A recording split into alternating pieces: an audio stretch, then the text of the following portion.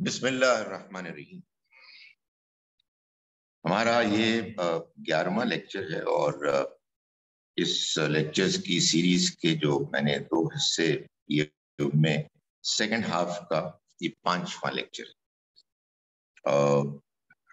اللہ تعالی ہم سے کیا چاہتے ہیں یہ اس سیریز کا عنوان تھا، اور اس میں ہم نے پہلے حصے میں تزکیہ نفس کے مباحث ڈسکس کیے۔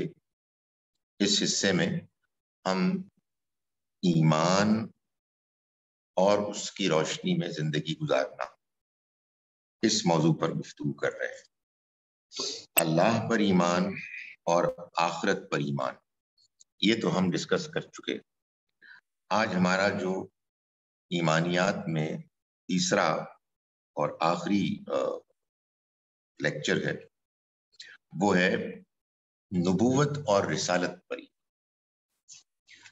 اللہ تعالیٰ نے اس دنیا کو بنا کر جب انسان کو اس میں امتحان کی غرض سے بھیجا تو اس نے جہاں انسان کو اس کی فطرت میں پیدائشی طور پر صحیح اور غلط، حق اور باطل کے درمیان امتیاز کرنے کے لیے وہ احساس پیدا کیا جس کو ہم خیر و شر کا شعور بھی کہتے ہیں، اس کو ہم ضمیر بھی کہتے ہیں۔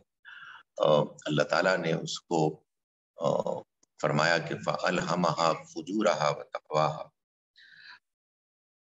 اسے دینے کے بعد اللہ تعالیٰ نے یہ بات پسند فرمائی کہ اس پر مزید انسانوں کے لیے رہنمائی فراہم کی جائے۔ کیوں؟ تاکہ یہ جو اختلافات انسانوں میں ہو جاتے ہیں ان اختلافات میں اللہ تعالیٰ ایسی رہنمائی کرے کہ جس کے بعد جو ہدایت اور اختلاف میں صحیح نقطہ نظر جاننا چاہتا ہے اسے وہ حاصل ہو جائے۔ یہ بات قرآن مجید نے خود بیان کی، یعنی سورہ بقرہ کی آیت نمبر 213 میں اللہ تعالیٰ فرماتے ہیں کہ کان الناس امتم واحدہ، انسان شروع میں ایک ہی امت، ایک ہی دین پر تھا، توحید پر تھا، صحیح راستے پر تھا، مگر پھر انہوں نے اختلاف کیا۔ سو فبعث اللہ نبیین مبشرین و منذرین، پھر اللہ نے بھیجے نبی جو خوشخبری سناتے تھے، خبردار کرتے تھے۔ وَأَنزَلَ مَعَهُمُ الْكِتَابَ، اور اس نے نازل کی ان کے ساتھ کتاب، اور کتاب کے بارے میں یہ فرمایا لِيَحْكُمَ بَيْنَ النَّاسِ فِي مَا اخْتَلَفُوا فِيهِ، تاکہ وہ کتاب فیصلہ سنا دے اللہ کی طرف سے ان اختلافات میں جن میں وہ ملوث ہو گئے تھے۔ سو یہ نبوت اور یہ رسالت انسان کو اللہ نے جو فطرت دی ہے اور جو عقل دی ہے، جس میں انسان کے پاس روشنی، رہنمائی موجود ہے، لیکن وہ اپنی خواہشات، اپنی انانیت کی وجہ سے اس میں اختلاف کر بیٹھتا ہے، اور اختلاف کرنے کے بعد وہ بضد ہو جاتا ہے۔ تو پھر اللہ نے یہ طے کیا کہ وہ نبوت اور رسالت کا سلسلہ جاری کرے۔ نبوت اور رسالت یہ 2 الگ الگ الفاظ، اصطلاحات کیوں ہیں؟ اس لیے کہ ان میں فرق ہے۔ نبی ایک عمومی ٹرم ہے، آپ کہیے ایک سپر سیٹ۔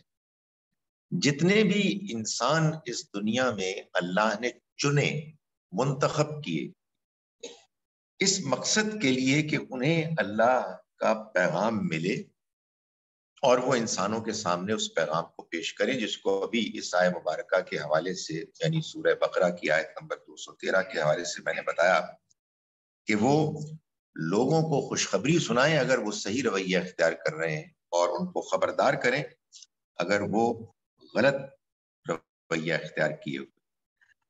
وہ سب انسان کہ جن کو اللہ کا پیغام وحی کے ذریعے سے ملا تاکہ وہ دنیا والوں کے سامنے اسے پیش کریں، ان کو نبی کہتے ہیں۔ جس کی جمع انبیاء ہے. ان نبیوں میں سے البتہ چند وہ نبی بھی تھے جن کو اللہ نے رسالت کے مقام پر فائز کیا. یہ کون تھے؟ ہمارے اصل میں مشکل یہ ہے کہ جب کوئی غلط چیز کتابوں میں پڑھا دی جائے، خاص طور پر اگر وہ نصابی کتابوں میں پڑھا دی جائے، تو نصابی کتاب کا مسئلہ یہ ہوتا ہے کہ بچے اس کو رٹا لگاتے ہیں امتحان کے لیے، اور وہ ان کے ذہنوں میں بس نقش ہو جاتا ہے. تو یہ بات معلوم نہیں کس نے بیان کر دی، کہیں وہ لیولز کی کتاب میں بھی، اسلامیات کی کتاب میں بھی، کہ نبی اور رسول میں فرق یہ ہے کہ رسولوں کو کتابیں ملتی ہیں. تو رسول وہ نبی ہوتے ہیں جن کو کتاب ملتی ہے اور شریعت ملتی ہے. یہ بالکل غلط بات ہے. بات یہ ہے کہ داؤد علیہ السلام کو کتاب ملی لیکن وہ رسول نہیں تھے، اور ہمیں نہیں معلوم، نہیں بتایا گیا کہ نوح علیہ السلام کو، ہود علیہ السلام کو، صالح علیہ السلام کو کوئی کتاب ملی لیکن وہ رسول تھے. سو رسول کون تھے؟ رسول وہ نبی تھے جن کو اللہ تعالیٰ نے نبوت کے ساتھ یہ مقام دیا کہ وہ اسی دنیا میں اللہ کی طرف سے اللہ کا فیصلہ نافذ کر کے جائے. یعنی وہ مخالفین کے جو ان کا انکار کریں اور انکار پر اڑ جائیں، ان کو اسی دنیا میں سزا مل جائے، اور جو ایمان لانے والے ہیں وہ اسی قوم میں سے الگ ہو جائیں اور وہ سرخرو ہو جائیں، وہ کامیاب ہو جائیں. یعنی جیسا کہ میں نے کل گزارش کی، اسی دنیا میں قیامت کے آنے سے پہلے قیامتوں کا ایک اہتمام ہو فرام ٹائم ٹو ٹائم، تاکہ انسان کو عملاً اس بات کا تجربہ ہو جائے. یہ جو کہا جاتا ہے کہ موت کے بعد حساب کتاب ہوگا، یہ سچ ہے، اس لیے کہ اس کا ایک مشاہدہ، اس کی ایک جھلک دنیا میں اللہ تعالیٰ دکھا چکا ہے اعلان کر کے. ہمارے یہاں تو لوگ کہتے ہیں نا کہ نہیں، اسی دنیا میں سب کچھ ہو جاتا ہے. جو آخرت کو صحیح طرح سے ایکنالج نہیں کرتے وہ یہ کہتے ہیں دنیا میں سارا کدھر حساب کتاب ہو جاتا ہے، کوئی نہیں ہوتا. اگر کوئی ہلکا پھلکا ہوتا ہے تو وہ صرف اس لیے ہوتا ہے کہ لوگوں کی آنکھیں کھلیں. سو اللہ نے جن اپنے نبیوں کے ذریعے سے اس کا اہتمام کیا کہ وہ اعلان کریں کہ ہم اللہ کی طرف سے بھیجے گئے ہیں، اور اگر تم لوگوں نے انکار کیا تو پھر ہم اسی دنیا میں اللہ کی طرف سے تمہیں عذاب سے دوچار ہوتے ہوئے دیکھیں گے، تم مارے جاؤ گے، اور جو ایمان لانے والے ہیں وہ بچ جائیں گے، سرخرو ہو جائیں گے. وہ نبی کے جو رسول نہیں ہوتے ان کے ساتھ ایسا نہیں ہوتا. چنانچہ قرآن مجید سے معلوم ہوتا ہے کہ بنی اسرائیل نے یقتلون النبیین بغیر الحق، قتل کیے انبیاء بغیر کسی جسٹیفیکیشن، حق کے. تاریخ سے ہم جانتے ہیں کہ باپ اور بیٹے زکریا علیہ السلام اور یحییٰ علیہ السلام دونوں کو قتل کیا گیا، دونوں شہید ہوئے، لیکن کچھ نہیں ہوا. یعنی ہوا تو بہت کچھ لیکن ایسا نہیں ہوا. اس کے بعد بنی اسرائیل پر فوراً عذاب آیا اور ان کا خاتمہ ہو گیا. تو اس کا اہتمام ان کے لیے نہیں کیا گیا، اس لیے کہ وہ رسول نہیں تھے. لیکن جو رسول ہوتے ہیں اگر ان کے مخالفین اس حد کو پہنچ جائیں تو ان پر اللہ کا عذاب آتا ہے.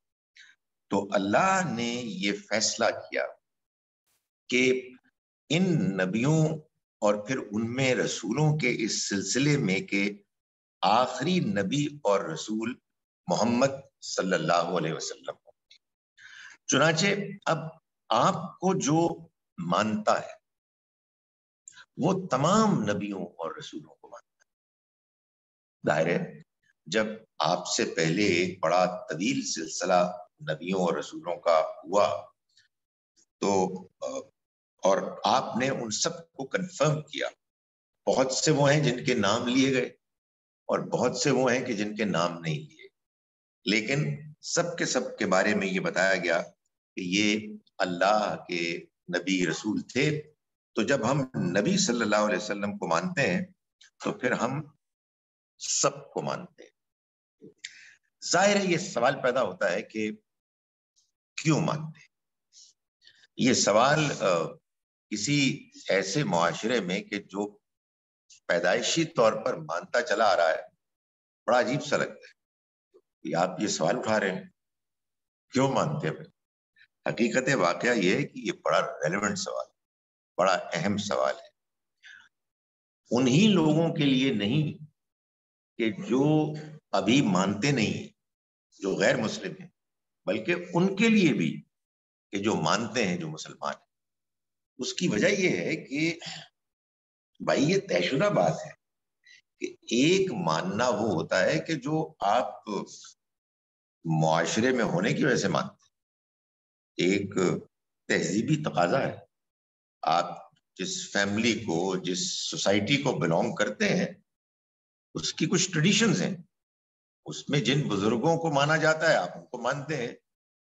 یہ ماننا اللہ کے ہاں کافی نہیں ہے.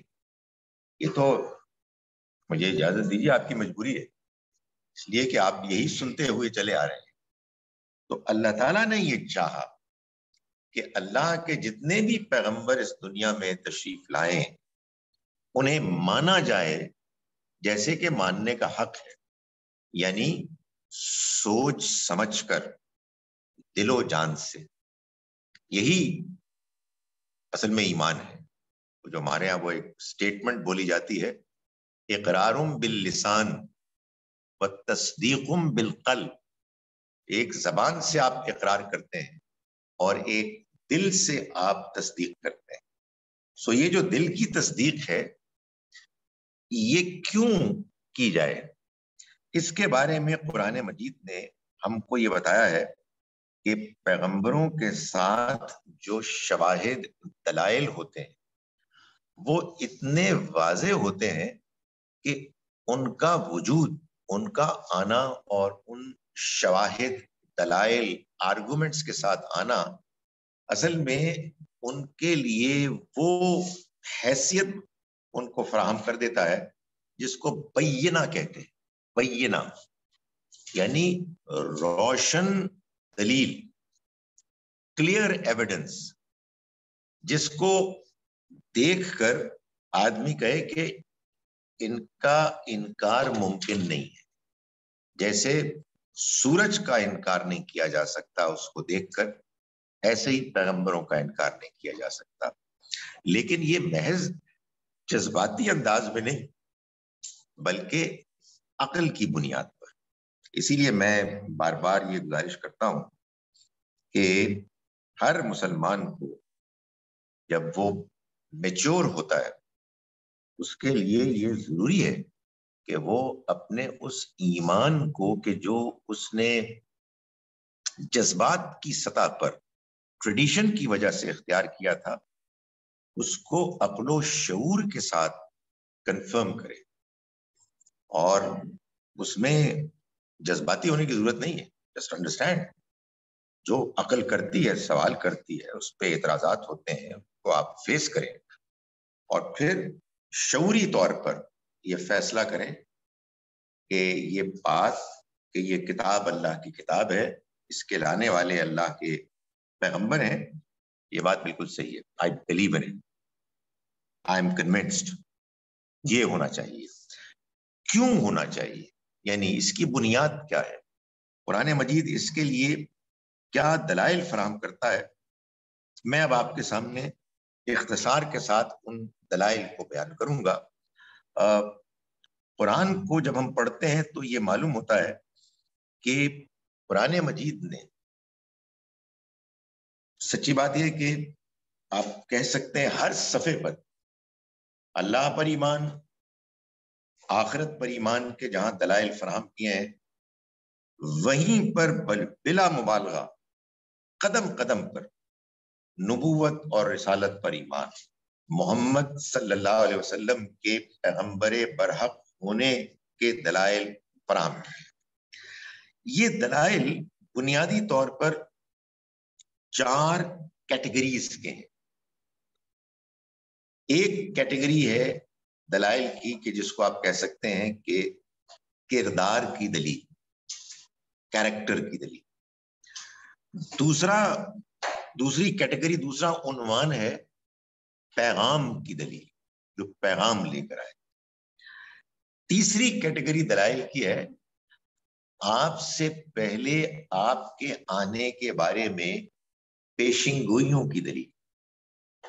اور چوتھی کیٹیگری ہے آپ کے آنے کے بعد ابتدا سے آپ کی گئی اس پیشین گوئی کی دلیل، کہ جو پیشین گوئی آپ نے کی تو معلوم ہوتا تھا کہ یہ ناممکن ہے، یہ نہیں ہو سکتا، اور آپ کے زندگی میں مختصر سے عرصے میں 20-22 سال کے عرصے میں وہ پیشین گوئی جو بار بار کی، اگین قرآن میں ہر جگہ موجود ہے، وہ بالکل آخری حد تک پوری ہو گئی. سو یہ جو 4 دلائل ہیں، ان کو اگر ہم سمجھ لیں اور بس سمجھ کر بیان کر دیں تو پھر نہ چیخنے چلانے کی ضرورت ہے، نہ جذباتی ہونے کی ضرورت ہے، نہ انکار کرنے والوں، سوال کرنے والوں، مذاق اڑانے والوں کی جان کے دشمن ہونے کی ضرورت ہے. آپ سمجھاتے جائیں یار تمہیں کیا پرابلم ہے، تم بات نہیں سمجھ میں آئی کیا؟ بات یہ ہے، یہ دلیل ہے. معلوم ہوتا ہے ابھی تک آپ کو بات پہنچی نہیں ہے، لیکن جب آپ کے پاس بات اصل میں نہیں ہوتی ہے اور آپ جذباتی طور پر کسی چیز کو مان رہے ہوتے ہیں تو آپ کو بہت غصہ آتا ہے کہ اس نے یہ بات کہہ دی، اس نے وہ تصویر بنا لی، اس نے وہ، اور کہ بھائی وہ جہاں پیدا ہوئے ہیں، جہاں پلے بڑے ہیں، وہ ان کا طور طریقہ ہے. آپ کیا دھونس سے کوئی بات منوانا چاہتے ہیں؟ دھونس سے تو وہ بات منوائے کہ جس کے پاس منوانے کے لیے اور کوئی بنیاد نہیں. تو پہلی دلیل جو قرآن مجید نے بیان کی ہے وہ ہے آپ کا کردار. نبی اکرم صلی اللہ علیہ وسلم ایک معاشرے میں پیدا ہوئے، پلے بڑھے، جوانی کا دور گزارا. جس معاشرے میں آپ نے یہ وقت گزارا اس میں جو انسان بستے تھے وہ ایسا نہیں تھا جیسے کہ مثال کے طور پر آپ کے شہر لاہور کی بھیڑ ہے کہ یہاں لگ بھگ 50 سال گزارنے کے بعد بھی جب میں کسی ریسٹورینٹ میں جاتا ہوں تو کوئی بھی جانی پہچانی شکل نظر نہیں آتی. اتنے لوگ ہیں، اتنے زیادہ. مکے میں تو وہ 2500 لوگ ہوں گے، سب لوگ سب کو جانتے تھے، ایک ایک کو جانتے تھے، ساری تفصیلات جانتے. اس معاشرے میں جس میں بہت کچھ خرابیاں بھی تھیں، ایک شخص کے بارے میں سب کا اتفاق تھا کہ وہ الصادق والامین، وہ سچے ہیں اور امانت دار ہیں، اور ان کی زبان سے کبھی کوئی جھوٹ سننے کو نہیں ملا، کوئی بری بات، بد اخلاقی کی حرکت کا کوئی سوال نہیں پیدا ہوا. اعلیٰ ترین کردار کا بہترین نمونہ. چنانچہ نبی صلی اللہ علیہ وسلم نے جب پہلی مرتبہ عوام الناس میں پیغام پیش کیا تو آپ نے اسی بات کا حوالہ دیا کہ اگر میں تمہیں یہ کہوں کہ اس صفا کی پہاڑی کے پیچھے دشمن تم پر حملہ آور ہونے والا ہے، تم کیا میری بات مان لو کہ؟ تو سب نے کہا جی کہ اس کا کوئی امکان نہیں کہ ہمیں آپ کی بات پر شک. اس کے بعد آپ نے جب دین کی، توحید کی دعوت پیش کی تو لوگ مخالف ہو گئے. اس لیے نہیں کہ انہوں نے کہا کہ نعوذ باللہ تم سچے نہیں ہو، بلکہ وہ ہوتا ہے نا، آدمی جب متعصب ہوتا ہے تو پھر وہ کچھ بھی ہو جائے ماننے کے لیے تیار ہے. اور اس سے ڈرنا چاہیے، اللہ کی پناہ مانگنی چاہیے کہ آپ کسی معاملے میں بھی اتنے ضدی ہو جائیں، اتنے متعصب ہو جائیں کہ آپ دوسرے کی بات سننے کے لیے تیار نہ ہو. یہ پیغام میں اپنے ہم وطنوں کو دینا چاہتا ہوں کہ خدا کے واسطے اللہ کی عقل کو استعمال کرتے رہو اور اپنی بات کو مانو، دوسرے کی بات کو سنو اور تمیز تہذیب سے ایک دوسرے کے ساتھ گفتگو کرنا سیکھو. اس لیے کہ یہ بڑی خطرناک بات ہے. یہ میں آپ کو کوئی اخلاقی نصیحت نہیں کر رہا، اسی کے نتیجے میں کفر وجود میں آتا ہے کہ آدمی سننے کے لیے تیار نہیں ہوتا اور آدمی حق بات کا انکار کر لیتا ہے، اس لیے میں نے نہیں ماننا.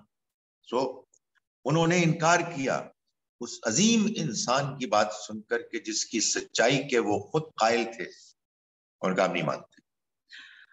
یہ کردار تھا کہ آپ 13 برس تک وہاں دعوت دیتے رہے، اور جو لوگ اپنے آبائی مذہب پر اصرار کرتے تھے، اور یہ ہے پرابلم، آبا و اجداد سے جو ہم نے مذہب لیا ہوا ہے ہم اس کو چھوڑنے کے لیے تیار نہیں.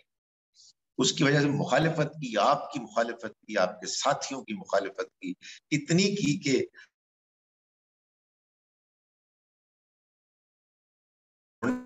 کا فیصلہ ہو گیا، ہجرت کے لیے آپ آمادہ ہو گئے. ہجرت کے موقع پر نبی صلی اللہ علیہ وسلم کے پاس وہ امانتیں موجود تھیں ان دشمنوں کی جو آپ کے جانی دشمن ہو گئے، لیکن امانتیں آپ کے پاس تھی، اس لیے کہ آپ ہی امانت دار تھے، امین تھے. تو آپ نے پھر علی رضی اللہ عنہ کو اپنی جگہ پر چھوڑ کے گئے کہ تم یہ تقسیم کر دینا. اس بات پہ باقی حضرت علی بھی بڑا رشک آتا ہے کہ کیسی بات ہے کہ آپ چلے گئے، وہ بستر پہ وہ لیٹ گئے اور آپ سے سو رہے تھے، بندے مارنے آ جائیں گے، لیکن اللہ پر بھروسہ تھا کہ نہیں کچھ نہیں ہوگا. تو بہت بڑی بات ہے، بہت بڑی بات ہے کہ وہ امانتیں ان کو واپس لوٹائی گئی. تو قرآن مجید نے اس کو بیان کیا ہے. سورہ یونس ہے، سورہ نمبر 10، اس کی آیت نمبر 16 میں کہ فقط لبثت فیکم عمرا من قبلہ، تو میں تو تمہارے درمیان ایک عمر گزار چکا ہوں اس سے پہلے. افلا تعقلون، تم کیا عقل سے کام نہیں لیتے؟ تمہیں سمجھ میں نہیں آتی کیا میں تمہیں دھوکہ دوں گا؟ یعنی جو بہت ہی تھوڑی قیمت کی چیزوں کی جو امانت تم نے میرے پاس رکھوائی ہے، اس میں تو تمہیں بھروسہ ہے کہ میں خیانت نہیں کرتا، تو بھلا اللہ کے اس پیغام کے معاملے میں کہ جس کا میں دعویٰ کر رہا ہوں کہ میرے پاس وہ آیا ہے، میں تم سے کوئی دھوکہ دہی کروں گا، میں خیانت کروں گا؟ تم غور نہیں کرتے. اسی طرح سے اسی کی ایک اور پہلو کو بیان کیا سورہ تکویر میں، سورہ نمبر 81 آیت نمبر 24. تکویر اذا الشمس کورت، اللہ تعالیٰ فرماتے ہیں کہ وما ہوا علی الغیب بضنین، یہ تمہارے ساتھی غیب کی باتوں کے کبھی حریص نہیں تھے، انہیں کبھی یہ دلچسپی نہیں ہوئی کہ لوگوں کو بتایا جائے کہ آج میں آپ کو بتاتا ہوں کہ آسمان میں یہ ہوا اور رات کو آپ نے یہ کھایا اور وغیرہ وغیرہ. He was never interested. ان کو اس بات سے قطعاً کوئی دلچسپی نہیں ہوتی تھی. یہ اس ماحول کی بات ہے، جیسے ہمارے یہاں بھی ہوتے ہیں لوگ بہت سارے بتاتے ہیں جی آپ کو بتاتے ہیں فیوچر میں آپ کے کیا ہوگا، ذرا ہاتھ تو دکھائیں. تو اس طرح کے بڑے لوگ ہوتے تھے، کاہن لوگ، جو لوگوں کو شیشے میں اتارتے تھے، دھوکہ دیتے تھے. نبی صلی اللہ علیہ وسلم کو اس طرح کی باتوں سے کوئی دلچسپی، اور قرآن نے کہا کہ تمہیں معلوم ہے یہ تمہارے سامنے آج اللہ کا پیغام پیش کر رہے ہیں، لیکن پچھلے 40 برس میں کبھی ان کی کوئی دلچسپی اس طرح کے معاملات سے. سو پہلی دلیل کردار کی دلیل. دوسری دلیل پیغام کی دلیل، جو پیغام آپ لے کر آئے. غار ہرا کی تفصیلات کیا ہیں یہ تو میں نہیں جانتا، مگر حالی نے کہا کہ اتر کر ہرا سے سوئے قوم آیا اور ایک نسخہ کیمیا ساتھ لایا. تو یہ جو پیغام ہے یہ ہے اصل میں اللہ کا پیغام کہ جس کو آپ نے اللہ کی کتاب کی حیثیت سے پیش کیا. اس پیغام کے کئی پہلو. ایک پہلو ہے زبان. قرآن مجید کی زبان عربی زبان، ظاہر ہے کہ نبی صلی اللہ علیہ وسلم کی زبان بھی عربی زبان تھی، لیکن یہ زبان وہ زبان تھی کہ جس میں عرب کے معاشرے میں بڑے بڑے شاعر اور بڑے بڑے خطیب موجود تھے. نبی صلی اللہ علیہ وسلم وہی زبان بولتے تھے، اور آپ جیسا کہ نے گزارش کی کہ بہت ہی اعلیٰ کردار کے انسان کی حیثیت سے جانے جاتے تھے، مگر شاعری اور خطابت اس سے کوئی شغل نہیں.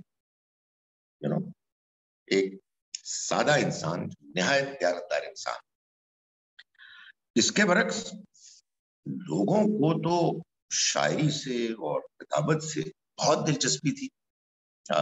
ان کے جو اس زمانے کے جو سیلیبریٹیز ہوتے تھے وہ شاعر ہوتے تھے، وہ خطیب ہوتے تھے، ان کا آپس میں کمپٹیشن ہوا کرتا تھا. جس شاعر کا قصیدہ کسی ایک سال میں سب سے زیادہ نمایاں ہوتا اس کو باقاعدہ معلقہ ہونے کا شرف حاصل ہوتا. معلقہ کا مطلب ہے جو چیز لٹکائی گئی، تو وہ قصیدہ باقاعدہ اس کو یہ آنر ملتا کہ خانہ کعبہ کی دیوار پر وہ لٹکایا جاتا. چنانچہ آج بھی بہت سے وہ قصیدے جن کو یہ شرف حاصل ہوا معلقات کے نام سے موجود.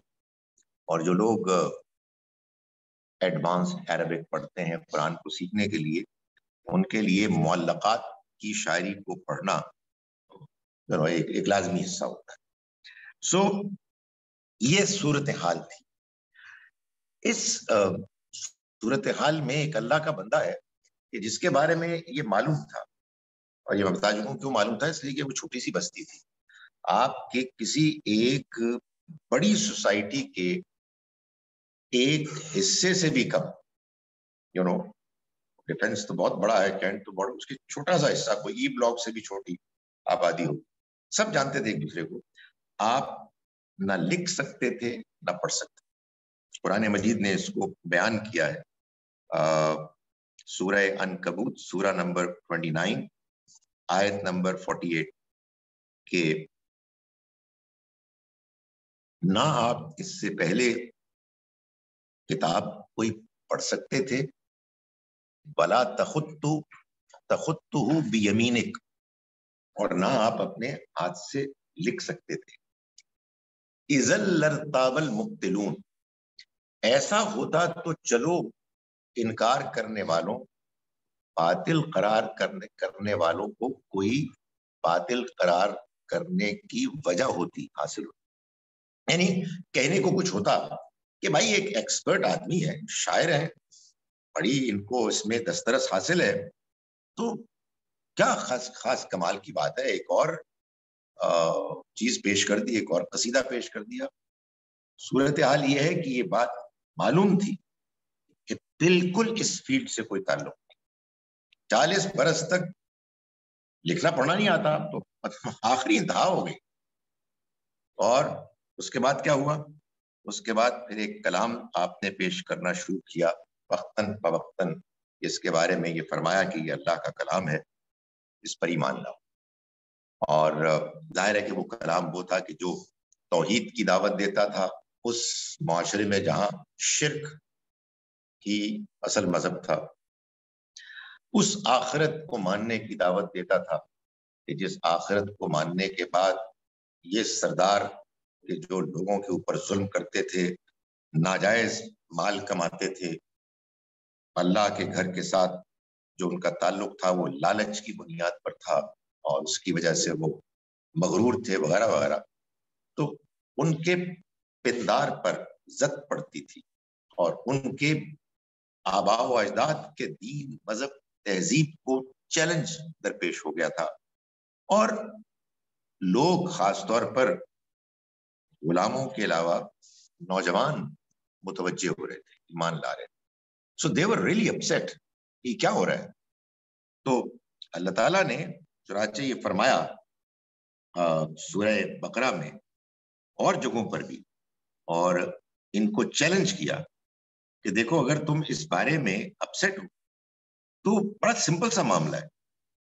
سورہ بقرہ آیت نمبر 23 اور 24 میں کہ وَإِن كُنتُمْ فِي رَيْبٍ مِّمَّا نَزَّلْنَا عَلَىٰ عَبْدِنَا، اگر تمہیں شبہ ہے اس بارے میں کہ جو ہم نے اپنے بندے کے اوپر کلام نازل کیا، فَأْتُوا بِسُورَةٍ مِّن مِّثْلِهِ، کوئی ایک صورت لے آؤ اس کی مانے. وَادْعُوا شُهَدَاءَكُم مِّن دُونِ اللَّهِ، اور تم پکارو اپنے شہداء، شعراء، ساتھیوں، خداؤں، جنات، جو بھی تم لا سکتے ہو اللہ کے علاوہ، ان کنتم صادقین، اگر تم واقعی سچے ہو. یعنی اپنے اس دعوے میں کہ اللہ کا کلام نہیں ہے انہوں نے خود ہی گڑ دیا. وَإِن لَّمْ تَفْعَلُوا، اور اگر تم ایسا نہ کر سکو، وَلَن تَفْعَلُوا، اور تم ہرگز نہیں کر سکتے، فَاتَّقُوا النَّارَ الَّتِي وَقُودُهَا النَّاسُ وَالْحِجَارَةُ، تو پھر ڈرو اس آگ سے کہ جس کا ایندھن انسان یا پتھر بنے گی. قرآن نے یہ چیلنج کیا اور وہ اس کو رسپونڈ نہیں کر سکے، اس لیے کہ ان کو معلوم تھا. ظاہر ہے کہ جو ایکسپرٹ ہوتا ہے اسے معلوم ہوتا ہے کہ نہیں، یہ اس فیلڈ کی چیز ہی نہیں ہے، تب اس کا مقابلہ نہیں کیا جا سکتا. وہی بات کہ جو موسیٰ علیہ السلام کے زمانے میں جادوگروں نے کہا یہ جادو نہیں ہے، we know it, we know what is magic، یہ میجک نہیں ہے. تو شعراء کو اور خطیبوں کو معلوم تھا کہ یہ وہ کلام ہے ہی نہیں کہ جس کا مقابلہ کیا جا سکے. میں اس میں بس ایک ضمنی طور پر گزارش کر رہا ہوں کہ ایک تو یہ کہ اس زمانے میں جو معلقات کے ایک شاعر تھے لبید، وہ مسلمان ہو گئے اور انہیں شاعری چھوڑ دی. تو عمر رضی اللہ عنہ نے ان سے پوچھا اپنے دور خلافت میں کہ لبید آپ نے شاعری کیوں چھوڑ؟ تو انہوں نے کہا کہ ابعد القرآن، قرآن کے بعد ممکن ہے؟ ممکن نہیں، I can't do it. ایک اور اس میں آتا ہے ان کی طرف سے بیان میں کہ البقرہ اور آل عمران کے بعد نہیں، میں کچھ نہیں کہہ سکتا. مگر ہمارے جدید دور کے مسلمان ظاہر ہے اچھی نیت کے ساتھ جب انٹرنیٹ کا دور آیا، اور ظاہر ہے کہ جب آیا یہ دور تو پھر فاصلے سمٹ گئے، اور ایک بندہ بیٹھا ہوا ہے لاس اینجلس اور ایک بیٹھا ہوا ہے لاہور میں اور کوئی بیٹھا ہوا ہے کلکتے میں، سب ایک دوسرے سے بات چیت کر رہے ہیں. تو یہ ڈائلاگس ریلیجس شروع ہوئے، اور ادھر مسلمان تھے ادھر نان مسلمس تھے. اور آپ کو معلوم ہے کہ عرب بعض کرسچنز بھی ہوتے ہیں اور بعض جیوز بھی ہوتے ہیں. تو جیوز اور کرسچنز عربس اور ادھر مسلم عربس کے آپس میں جب یہ ڈسکشن شروع ہوئی تو مسلمانوں نے کہا کہ بھائی بات یہ کہ اللہ کا کلام ہے، کیوں مانتے کیوں نہیں ہو تم؟ تو انہوں نے کہا کہ بھائی ہم نہیں مانتے. انہوں نے پھر یہ چیلنج کیا ان کو کہ قرآن کہہ رہا ہے کہ تم اس طرح کی کوئی ایک سورہ لے آؤ اگر تم باقی سچے.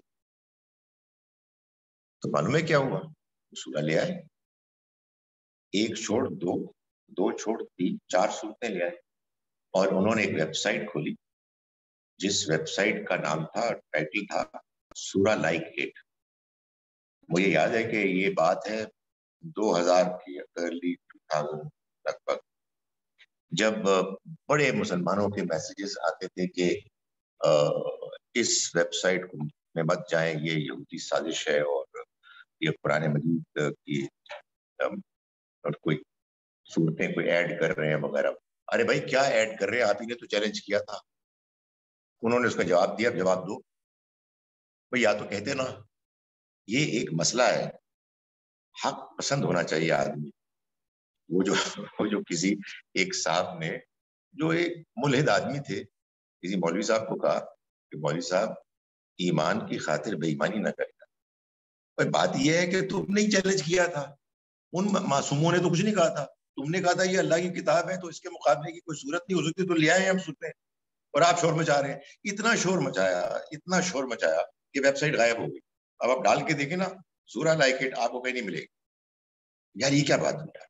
آئی مین اگر آپ کے پاس حق ہے تو حق پیش کریں. حق پیش کرنے میں آپ کہیں پھنس گئے ہیں، اعتراف کر لیں، دیانت داری آپ کریں، نہ کہ آپ اپنے آپ کو ایسی ڈیفینڈ کریں. آپ کہیں گے کہ آپ کس پارٹی میں دیکھیں میں آپ کو بتاتا ہوں کہ میں سمپل بات مانتا ہوں کہ یہ چیلنج ان کے لیے تھا، ابو جہل ابو لہب ان شعراء کے لیے تھا جن کو وہ زبان آتی تھی، جو اس کی ڈیپتھ کو جانتے تھے. جس زبان جس محاورے میں قرآن نازل ہوا وہ تو کچھ کر نہیں سکے. تو آپ اس 20ویں 21ویں صدی میں یہ چیلنج پیش کر رہے ہیں. بیکار تھیں وہ 4 صورتیں جو انہوں نے ڈالی تھی، وہ میرے جیسا عام آدمی پڑھتے ہوئے کہ مذاق تھا. لیکن بھائی اس مذاق کو کون کیسے ہینڈل کرے گا؟ کوئی دنیا کے ایک کونے میں، کوئی دوسرے کونے میں، بندے کنفیوز ہو جائیں گے. سو what I'm trying to say is کہ بھائی آدمی قرآن پڑھتے ہوئے یہ سمجھے کہ کون سی بات کس سے کی جا رہی. اگر آپ نے، جیسے کہ میں بھی آگے چل کے عرض کروں گا، آپ نے وہ والی آیات جنرلائز کر دی کہ جس میں اللہ تعالیٰ کہہ رہے ہیں کہ ان کو پکڑو اور قتل کرو، جہاں کہیں پاؤ تو گڑبڑ ہو جائے. تو آدمی کو سمجھداری کے ساتھ، دیانتداری کے ساتھ قرآن کو سمجھنا چاہیے. اور قرآن مجید کو اگر آپ سمجھنے میں جذبات نہیں بلکہ عقل اور قرآن مجید کا جو اپنا سسٹم ہے پریزنٹیشن کا، اس کو پیش نظر رکھیں گے تو انشاءاللہ کبھی بھی غلطی نہیں ہوگی، ٹھیک ہو جائے گی. ضد نہ کریں آپ. قرآن کی زبان ایک دلیل ہے.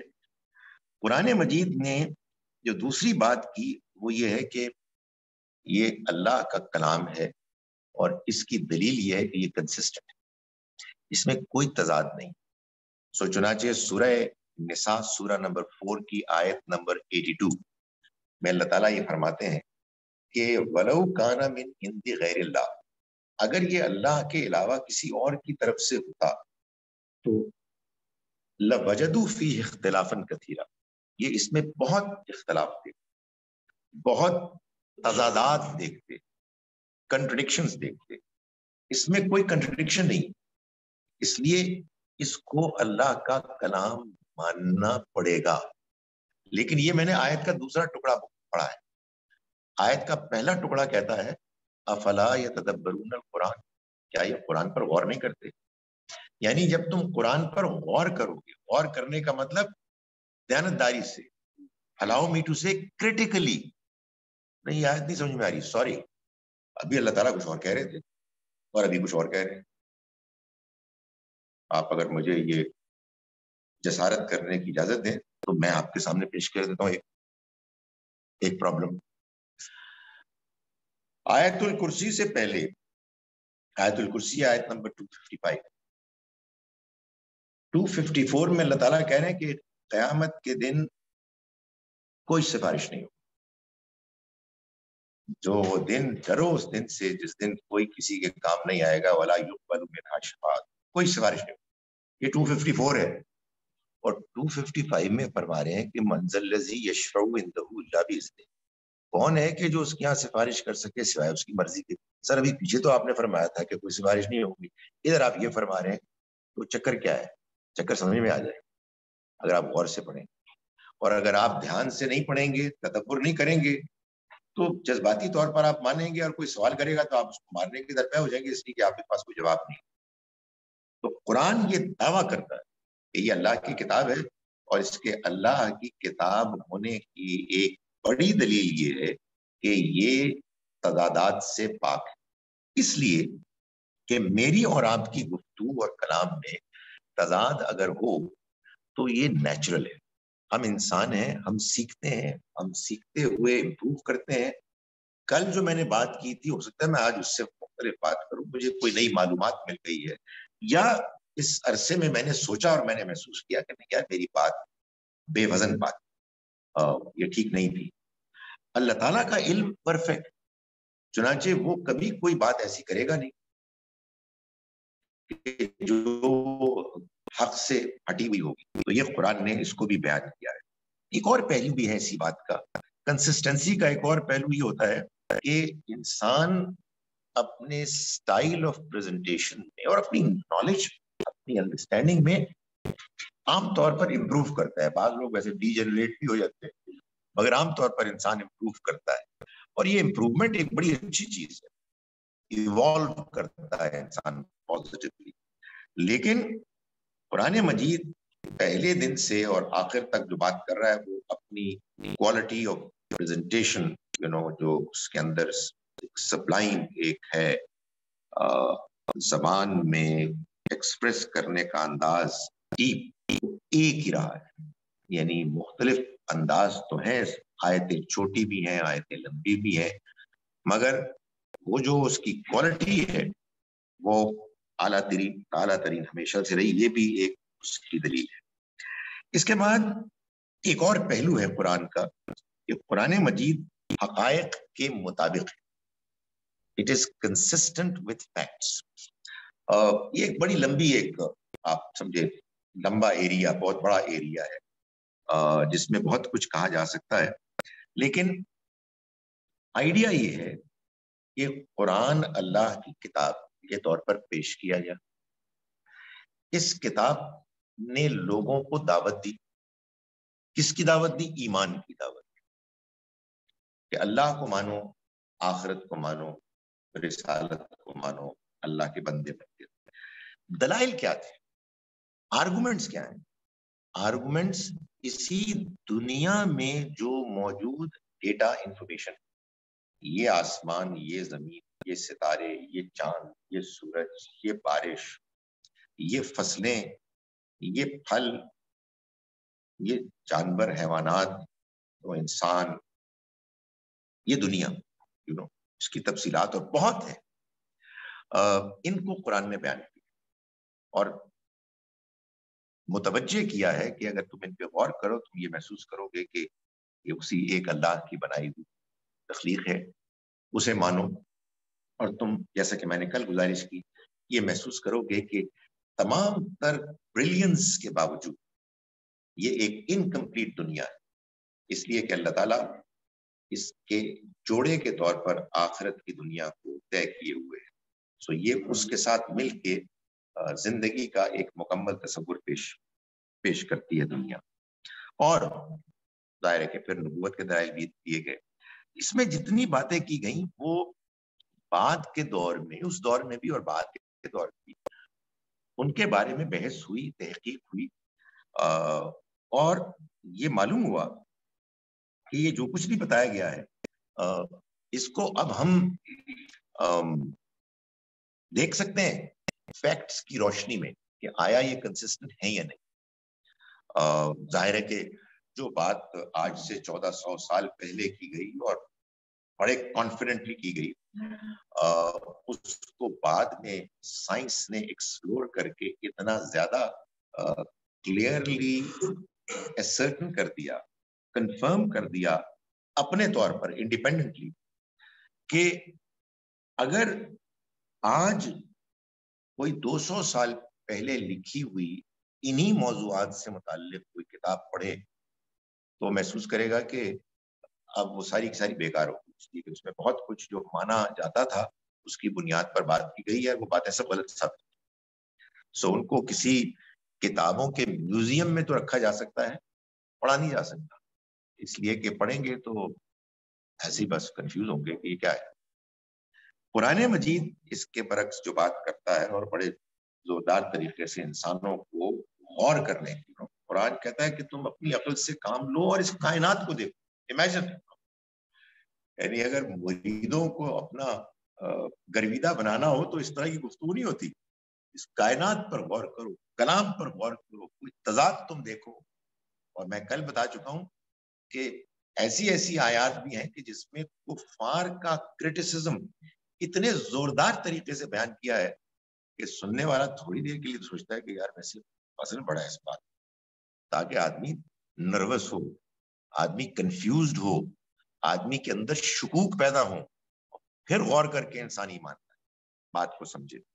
تو ان تمام حقائق کو کہ جن میں اب سائنس نے بہت ترقی کر لی ہے، جب ایکسپلور کیا گیا تو ظاہر ہے لوگوں نے سوال تو اٹھائے، اعتراضات تو پیش کیے، لیکن بعض بہت حیرت انگیز انکشافات سامنے آئے کہ جن سے یہ معلوم ہوا کہ وہ بات کہ جو قرآن مجید نے آج سے 1400 سال پہلے بیان کی تھی، جب کہ ان حقائق کے معلوم ہونے کا کہیں نام و نشان بھی نہیں تھا، جو بعد میں کنفرم ہوئے، وہ ظاہر ہے کہ ایک پیدا کرتے ہیں ایک انسان کے لیے مزید قرآن مجید کی کنفرمیشن کا ایک امکان، ایک پاسبلٹی کہ یہ کلام تو حیرت انگیز کلام ہے. اس میں کوئی ایسی چیز نہیں ہے کہ جس کو پڑھ کر انسان کو یہ محسوس ہو کہ نہیں اب یہ چل نہیں سکتا، اس کا کوئی امکان نہیں. لوگ اعتراض کرتے ہیں کہ آپ یہ سائنس کو کیوں پیش کرتے ہیں. یہ سائنس پیش کرنا نہیں ہے، وہ مجھے بھی اس سے اختلاف ہے کہ آپ قرآن میں سائنس تلاش کر رہے ہیں. نہیں، آپ قرآن پڑھ رہے ہیں اور قرآن مجید کو پڑھتے پڑھتے بہت سی باتیں سامنے آتی ہیں اور ان باتوں کو آپ محسوس کرتے ہیں کہ بھائی یہ بات تو آج بھی ویسے ہی صحیح ہے، حالانکہ انسان نے بہت کچھ سیکھ لیا اور بہت کچھ پرانا سیکھا ہوا رد کر دیا، اس کی اب کوئی حیثیت ہی نہیں. میں اس سے پہلے بھی اس کی ایک مثال دے چکا ہوں کہ سورہ لقمان سورہ نمبر 31 کی آیت نمبر 34 میں اللہ تعالیٰ نے 5 باتیں بیان کی جن کے بارے میں مسلمان کتنے عرصے تک یہ مانتے چلے آ رہے، ابھی بھی مانتے ہیں، میں نے دیکھا ہے۔ یہ مانی ہوئی بات کو چھوڑنا بڑا مشکل ہوتا ہے کہ 5 چیزیں ایسی ہیں جن کو سوائے اللہ کے کوئی نہیں جانتا۔ قیامت کب آئے گی، بارش کب ہوگی، ماں کے پیٹ میں جو کچھ ہے وہ کیا ہے، انسان کل کو کیا کرے گا، انسان کی موت کس سرزمین پر ہو، تو اس کے بارے میں وہ ایک ایمان، ایک عقیدہ بنا ہوا ہے۔ 5 چیزیں جن کو اللہ جانتا ہے، کوئی اور نہیں جانتا۔ بھائی سچی بات ہے کہ ٹھیک ٹھاک ویدر فورکاسٹ ہو جاتی ہے اور الٹرا ساؤنڈ سے پتہ لگ جاتا ہے، بہت زیادہ پریڈومیننٹلی صحیح ہوتا ہے جواب۔ تو یہ کیا چکر ہے؟ نہیں، چکر کوئی نہیں ہے، جو کچھ آپ دیکھ رہے ہیں وہ ٹھیک ہے، اللہ تعالیٰ نے یہ کہا ہی نہیں۔ اس آیت کو اگر آپ دھیان سے پڑھیں، یہ حیرت انگیز بات ہے کہ اس میں 3 باتوں کے بارے میں کیٹیگوریکلی کہا گیا ہے کہ کوئی نہیں جانتا سوائے اللہ کے۔ ایک یہ کہ قیامت میں ہوگی، دوسرا یہ کہ کل کو انسان کیا کرے گا، تیسرا یہ کہ اس کی موت کس سرزمین پر ہو۔ بارش کے بارے میں تو صرف یہ بتایا کہ وہ بارش نازل کرتا ہے، یہ کہا ہی نہیں کہ کوئی نہیں جان سکتا کہ بارش کب ہو۔ اور ماں کے پیٹ میں کیا ہے، حیرت انگیز طریقے سے بس یہ سٹیٹمنٹ دی ہے کہ وہ جانتا ہے۔ باقی 3 سٹیٹمنٹس کے برعکس یہ نہیں کہا کہ کوئی اور نہیں جانتا۔ یہ کیا چکر ہے؟ وائی آئی مین اس زمانے میں یہ سٹیٹمنٹ دینے میں رکاوٹ کیا تھی؟ بھائی رکاوٹ یہ تھی اللہ جانتا ہے کہ لوگ جانیں گے، سو میں یہ سٹیٹمنٹ نہیں دوں۔ سو یہ قرآن مجید ہے، اور یہ چنانچہ جو باتیں بیان کرتا ہے وہ باتیں صحیح ہوتی ہیں، اور یہی معاملہ تاریخ کا ہے۔ اللہ تعالیٰ نے قرآن مجید میں تاریخ بھی بیان کیا، نہ سائنس بیان کیا نہ ہسٹری بیان کیا، تاریخ عبرت کے لیے، دنیا کے حقائق غور کرنے کے لیے، تاکہ انسان توحید، آخرت اور رسالت کو مانے۔ اور ہر تاریخ کے اس بیان میں کہ جہاں یہ شبہ ہو سکتا تھا کہ یہ بائبل سے اٹھائی ہوئی چیزیں، اللہ تعالیٰ نے یہ بتایا کہ یہ اللہ کی طرف سے حقائق ہے، اور آپ کو اے پیغمبر نہیں معلوم ہو سکتے تھے سوائے اس کے کہ آپ پر وحی نازل۔ سورہ بقرہ سورہ نمبر 2 آیت نمبر 252 میں بات بیان کی گئی ہے۔ سورہ آل عمران سورہ نمبر 3 آیت نمبر 44 میں یہ بات بیان کی گئی ہے۔ سورہ یوسف سورہ نمبر 12 آیت نمبر 102 میں بیان کہ یہ حقائق جو بیان کیے گئے ہیں، آپ تو وہاں موجود نہیں تھے کہ جب یہ ہو رہے تھے، اس سے یہ معلوم ہوا کہ یہ اللہ کی آیات ہے اور آپ اس کے رسولوں میں سے۔ اس کے بعد تیسری چیز، حضور کا کردار، آپ کا لایا ہوا پیغام۔ نمبر 3، آپ کے بارے میں کی گئی پیشن گوئیاں۔ قرآن مجید نے یہ بات بہت بیان کی کہ نبی صلی اللہ علیہ وسلم مصدق ہے، مصدق لما بین یدیہ، جو کچھ اس سے پہلے آ چکا تھا اس کی تصدیق کرنے والے ہیں، یعنی اس کا مصداق ہے۔ تصدیق کرنے کا ایک مطلب تو یہ ہوتا ہے کہ آپ نے کہا جی کہ یہ ٹھیک ہے، جو کچھ بائبل میں ہے یہ ٹھیک ہے۔ اس کا ایک اور پہلو یہ ہوتا ہے کہ آپ یہ کہیں کہ اس میں جو کچھ مستقبل کے بارے میں بیان ہوا ہے اس کو پورا کر کے اس کو کنفرم کر دیا۔ یہ ہے اصل میں تصدیق اس مفہوم میں کہ جس میں قرآن میں بیان ہوا ہے کہ نبی صلی اللہ علیہ وسلم نے آپ کی تشریف آوری کے نتیجے میں پچھلی کتابوں میں آپ کی آمد کے بارے میں جو پیشنگوئیاں ہوئی تھیں وہ کنفرم ہو گئی ہیں۔ تو اس مفہوم میں آپ مصدق ہیں، آپ تصدیق کرنے والے ہیں، یعنی آپ مصداق ہیں۔ مصداق کا مطلب یہ ہے کہ اگر فرض کیجئے کہ میں آپ سے یہ کہوں کہ ابھی 2 منٹ بعد ایگزیکٹلی 120 سیکنڈ کے بعد ایک صاحب دروازے سے آئیں گے، اللہ کرے نہ آئے، میں آپ کو سمجھانے نہیں کہہ رہا ہوں، تو اب یہ میں جو کہہ رہا ہوں یہ پیشن گوئی ہے، اور لو اینڈ بیہولڈ وہ آ گئے۔ تو آنے والا آگے میری اس پیشن گوئی کی تصدیق کرے. سو نبی صلی اللہ علیہ وسلم تشریف لائے اور آپ تشریف لا کر آپ نے پچھلی کتابوں کی پیشن گوئیوں کی تصدیق کر دی. اس مفہوم میں آپ مصدق. چنانچہ مثال کے طور پر اس کو ایک اور انداز میں سورہ انعام سورہ نمبر 6 کی آیت نمبر 20 میں اللہ تعالیٰ فرماتے ہیں کہ اہل کتاب جن کو ہم نے کتاب دی یعرفونہ ان کو پہچانتے ہیں کما یعرفون ابناہم جیسے کہ اپنے بیٹوں کو پہچانتے ہیں.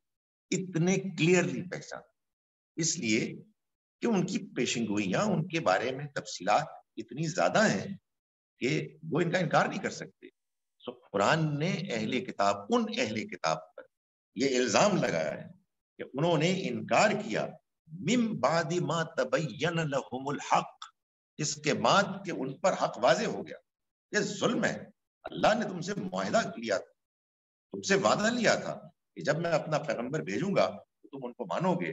اب جبکہ وہ آ گئے ہیں اور تمہاری ویسٹڈ انٹرسٹ کے خلاف بات جاتی ہے کہ تم ان کو مانو اس لیے کہ تمہاری چودراہٹ ختم ہو جائے گی تو تم انکار کر رہے ہو. خدا تعالیٰ نے پھر اپنے ظاہر ہے کہ غیظ و غضب کا اظہار کیا اس لیے کہ یہ جرم ہے.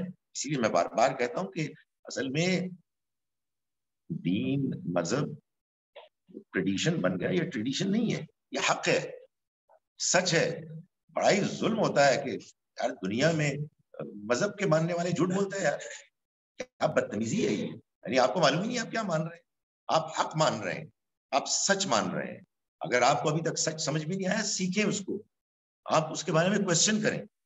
اس لیے کہ اللہ تعالیٰ نے تو یہ فرمایا کہ یہ بات تو تمہارے لیے ہم نے نازل کی تھی, تمہیں اس سے پہلے بتا دیا تھا اور تم ماننے سے انکار کر رہے ہو. سو پیشن گوئیاں. اب ظاہر ہے کوئی پوچھنے والا یہ پوچھ سکتا ہے اور پوچھنے کا اس کو حق ہے.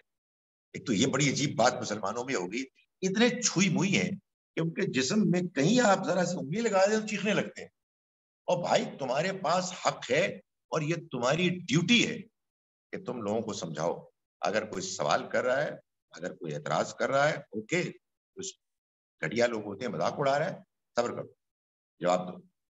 تو وہ پوچھیں کہ یار یہ آپ اتنی تقریر کر رہے ہیں تو ہماری کتابیں ہمارے پاس ہیں, ہماری کتابوں میں کہاں لکھا ہے. تو اب میں زیادہ میرے پاس ٹائم نہیں ہے, میں آپ کو صرف حوالہ دے رہا ہوں. آپ کو معلوم ہے کہ بائبل جو ہے وہ کسی ایک کتاب کا نام نہیں, بہت سی کتابیں ہیں. اس کے دو حصے ہیں, اولڈ ٹیسٹمنٹ, نیو ٹیسٹمنٹ. عہد نامہ قدیم اور عہد نامہ جدید. آپ یوں سمجھیے کہ اولڈ ٹیسٹمنٹ بائبل کا وہ حصہ ہے کہ جو مسیح علیہ السلام سے پہلے کا, پری جیزس بائبل. اور نیو ٹیسٹمنٹ وہ ہے کہ جو مسیح علیہ السلام کی تشریف آوری کے بعد کا ہے. تو post Jesus Bible. Old testament کی جو پہلی 5 کتابیں ہیں وہ اہم ترین ہیں. انہی کو عام طور پہ تورات کہا جاتا ہے. اس کے لیے بڑا اوکھا سا لفظ ہے, پینٹیٹیوک. سو اس کی جو پہلی 5 کتابیں ہیں وہ ہیں اصل آپ کا یہ تورات. اس کی جو آخری کتاب ہے بک آف ڈیوٹرونمی, کتاب استثناء, اس کے بارے میں بہت سے ایکسپرٹس کا یہ خیال ہے کہ یہ اصل تورات ہے جتنی ایک موجود ہے, باقی سب ہسٹری ہے. اس کی چیپٹر 18 کی آیات 17 to 19 میں ایک بعد میں آنے والے پیغمبر کے بارے میں اللہ تعالیٰ موسیٰ علیہ السلام کو بتا رہے ہیں کہ میں ان کے بھائیوں میں اے موسیٰ تمہاری طرح کا ایک پیغمبر برپا کروں گا جس کے منہ میں اپنا کلام ڈالوں گا, جو میرا نام لے کے میرا پیغام پیش کرے گا اور جو کچھ میں اس کو بتاؤں گا وہ سب کچھ پیش کر دے گا. میرے پاس وقت نہیں ہے ورنہ ان میں سے ہر بات نبی صلی اللہ علیہ وسلم کے بارے میں پوری طرح سے صادق ہوتی ہے. خاص طور پر یہ بات تو حیرت انگیز ہے کہ میں اس کے منہ میں اپنا کلام ڈالوں. یعنی وہ جب میرا کلام پیش کرے گا تو وہ اس کے اپنے الفاظ نہیں ہوں گے, میرے الفاظ ہوں گے. تو اس سے زیادہ بہتر کوئی تعبیر نہیں ہو سکتی. وما ينطق عن الهوى ان هو الا وحی یوحی. جب وہ اللہ کا کلام پیش کرتے ہیں وہ اپنی بات نہیں کرتے, وہ اللہ کا کلام ہے. سو یہ اولڈ ٹیسٹمنٹ. نیو ٹیسٹمنٹ کے 5 کتابیں ہیں جن کو آپ بائبل کہتے ہیں, انجیل کہتے ہیں, اور اسی میں مسیح علیہ السلام کی آپ کا یہ سیرت بیان ہے. اس میں اس کی بھی اتفاق سے جو آخری چوتھی کتاب ہے گاسپل آف جان، اس کے پہلے چیپٹر کے آخر میں ورسز 19 to 21 یہ بتایا گیا ہے کہ یحییٰ علیہ السلام تشریف لے گئے، تشریف لائے جیروسلم میں، اور یحییٰ علیہ السلام مسیح علیہ السلام کے کزن بھی تھے، ان کے کنٹمپرری بھی تھے، ذرا ان سے ذرا پہلے تشریف لائے، اور ان کی آمد کے بارے میں وہ خبر دینے بھی آئے. تو جب وہ آئے تو obviously اللہ کے پیغمبر تھے، اللہ تعالیٰ نے بھی ان کی اتنی تعریف کیا قرآن مجید میں، رش کرتا ہے کیسے عظیم انسان تھے. اور جب وہ آئے تو لوگ حیرت زدہ ہو گئے، یہ کون مرد درویش ہے. تو لوگوں نے جا کے جیروسلم میں کہا جی کہ یہ کوئی صاحب آئے ہیں، کون ہے؟ تو انہوں نے ایک وفد بنایا اسکالرس کا، اور کچھ ہوتے ہیں جو notable of the society, Levites and scholars. انہوں نے جا کے ان سے انویسٹیگیٹ کیا اور پوچھا کہ بھائی آپ کون ہیں، آپ کیا مسیح ہیں؟ انہوں نے کہا کہ نہیں، میں ایم ناٹ مسایا. تو آپ کیا آر یو ایلائجا، آپ کیا الیاس ہیں؟ معلوم ہوتا ہے کہ الیاس کی کچھ آنے کا. انہوں نے کہا نہیں، I am not Elijah. Are you the prophet, آپ وہ نبی ہیں؟ انہوں نے کہا نہیں، میں دا پروفٹ. تو انہوں نے کہا آپ بتائیں کون ہے.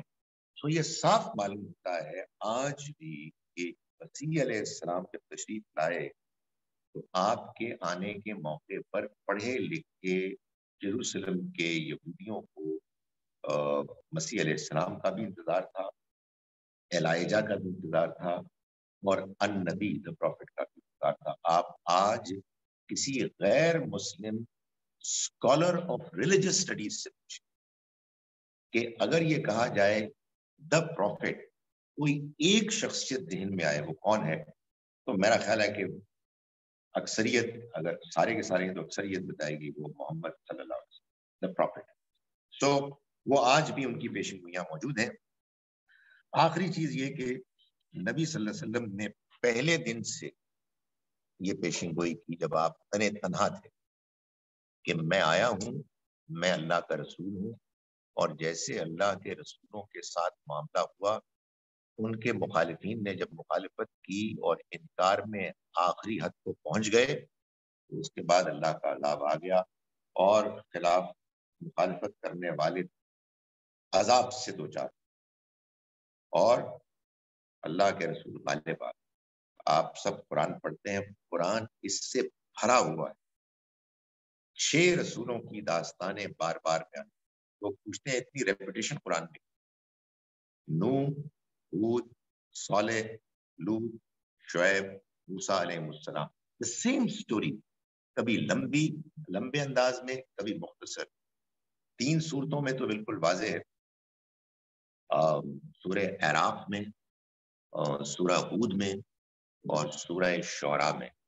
سورہ قمر ایک چھوٹی سورہ ہے، اس میں بھی یہ سٹوری بیان ہوئی ہے سٹوری.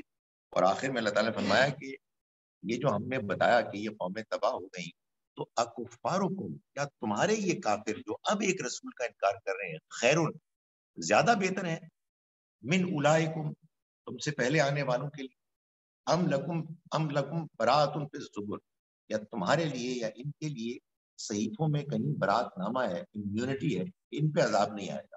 کیوں نہیں آئے؟ ان پر بھی عذاب آئے. تو یہ قرآن مجید نے پیشن گوئی کی تھی بالکل آغاز سے، جب حضور بالکل تنہا کہ یہ ہو کے رہنا ہے، تم لوگوں کا خاتمہ ہو جانا ہے، اور جو اہل ایمان ہے وہ غالب آ جائیں گے. اور یہی ہوا. چنانچہ اس کی تفصیلات ہیں، صرف میں 1-2 باتیں اور کہنا چاہتا ہوں سامنے. ایک یہ کہ یہ جو کچھ بھی ہوا، اور جو ہوا وہ اصل میں نبی صلی اللہ علیہ وسلم کے ساتھیوں کی تلواروں سے. کیوں؟ اس لیے کہ اللہ تعالیٰ کے پاس مختلف آپشنز تھی. جب رسول کے ماننے والے بہت تھوڑے تھے تو پھر اللہ تعالیٰ نے نیچرل کلیمٹیز کے ذریعے سے عذاب ڈالا، کہیں زلزلہ، کہیں سیلاب، کہیں پتھروں کی بارش وغیرہ پر.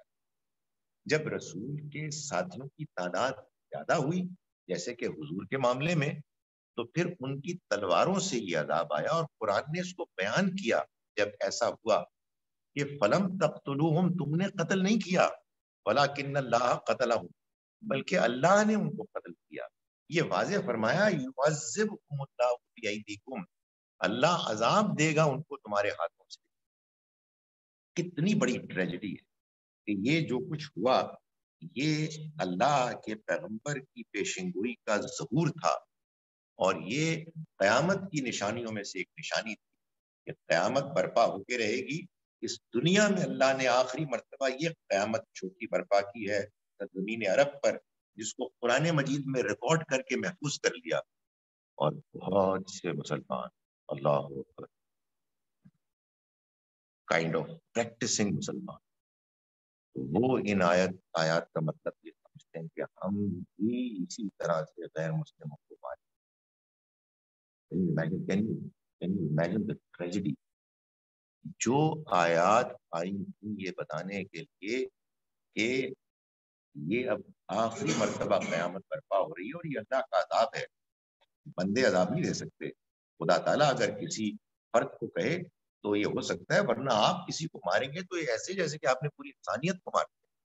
قرآن میں کوئی تضاد نہیں ہے، لیکن میں آپ کو یہ بتا سکتا ہوں کہ ہمارے ہاں ادارے ہیں، آرگنائزیشنز ہیں، اسکالرز ہیں، موٹیویشنل اسپیکرز ہیں، جماعتیں ہیں جو بنی ہی اس لیے ہیں کہ ان کا مشن یہ ہے کہ ہم آج بھی دنیا کے ایک ایک کونے پہ جا کے اسلام کا جھنڈا گاڑیں گے.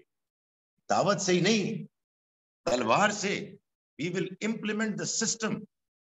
تو جناب کوئی امریکہ والے پاگل نہیں ہے، انہیں پتا ہے کہ یہ لوگ یہ مانتے ہیں and they will never allow these people ان کے اندر کوئی پیدا ہو. جب بھی وہ چنانچہ ہمارے نیوکلیئر جو ویپنز ہیں اس میں کوئی ان کا خطرہ ہوتا ہے تو ایک مسئلہ پیدا ہو جاتا ہے. مجھے ایسے کوئی دلچسپی نہیں. امریکہ جو کرتا ہے، ہمارا دین جو دعوت دے رہا ہے یہ دعوت پوری انسانیت کو پہنچنی چاہیے. اور دعوت کیا ہے کہ محمد صلی اللہ علیہ وسلم اللہ کے رسول ہیں پوری انسانیت کے. ہمارا کوئی دشمن نہیں ہے، ہم نے سب کو یہ دعوت دینی ہے. دشمن بنتا ہے تب جب آپ دعوت دیتے ہیں اور وہ جانتے بوجھتے وہ انکار کرتا ہے. یہ اب ہونا ہی نہیں، اس لیے کہ ایسی دعوت تو اب ہو نہیں سکتی. یہ تو اللہ کے رسول دے سکتے تھے، انہوں ہی نے دی. یا پھر بنی اسماعیل ایک مرتبہ پھر زندہ ہو، یعنی اخلاقی طور پر تو یہ دعوت آ جائے گی اور اللہ کی قدرت آ جائے گی. اس وقت ہمیں بس یہی کام کرنا ہے کہ دعوت کو پیش کیا جائے.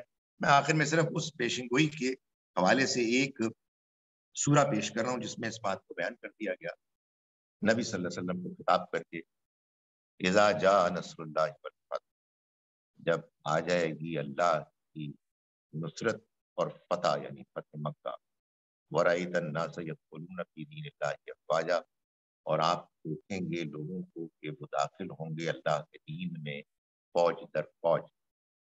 تو اس کا مطلب یہ ہے کہ آپ کی جانے کا وقت آ گیا. فسبح بحمد ربک واستغفر، تو آپ تسبیح کیجیے اپنے رب کی حمد کے ساتھ اور اس سے معافی مانگیے. انہ کان توابا، یقیناً وہ بہت توبہ قبول کرنے والا. اقول قولی ھذا واستغفر اللہ لی ولکم ولسائر المسلمین. آپ کی فرمائش کو میں پوری. جی اب کوشچن.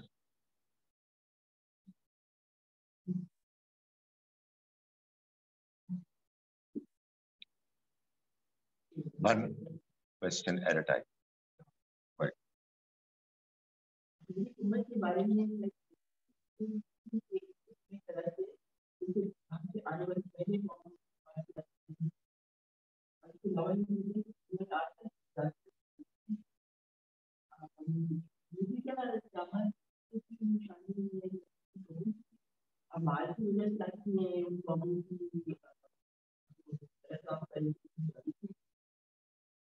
جو پہلی بات ہے، آپ قرآن مجید نے اس کو واضح کیا، اور میں گزارش کروں کہ دیکھیں بات یہ ہے کہ قرآن میں اگر ایک بات بیان ہو جائے کلیئرلی تو یا تو آپ یہ کہیں کہ یہ بات قرآن میں بیان نہیں ہوئی ہے اور آپ نے غلط سمجھی، تو ٹھیک ہے، اس پہ گفتگو ہونی چاہیے. ورنہ پھر پلیز اس کے خلاف کو دوسری بات کریں. قرآن نے بالکل کلیئرلی بیان کیا ہے کہ وما کننا معذبین، ہم کبھی عذاب نہیں دیتے حتی نبعث رسولا، جب تک کہ ہم رسول نہ ملیں. سو عذاب جب آئے گا، عذاب کیا ہے؟ پنشمنٹ. اور پنشمنٹ اس وقت آتی ہے کہ جب کوئی شخص مجرم بنتا ہے حق کو جاننے کے بعد. یہ ہوتا ہی رسول کے آنے کے بعد ہے. چنانچہ مسلمانوں پر عذاب نہیں آئے گا، اس طرح کا نہیں آئے گا، اس لیے کہ اس طرح سے اب کوئی رسول نہیں آئیں گے. رسول آتے، پیغام پیش کرتے، حق واضح ہوتا، تو پھر عذاب لازم آنا. اب جو کچھ ہوتا ہے یہ آزمائشیں، یہ جیسے نیچرل کلیمٹیز آتی ہیں اپنی اپنی کازز کی وجہ سے، کاز افیکٹ ریلیشن شپ دنیا میں چل رہا ہے. یقیناً اس میں اللہ کی طرف سے ریمائنڈر، اللہ تعالیٰ آنکھیں کھولنے کے لیے جیسا کہ فرماتا ہے قرآن مجید میں کہ وَبَلَوْنَاهُمْ بِالْحَسَنَاتِ وَالسَّيِّئَاتِ، ہم نے ان کو آزمایا اچھے اور برے حالات.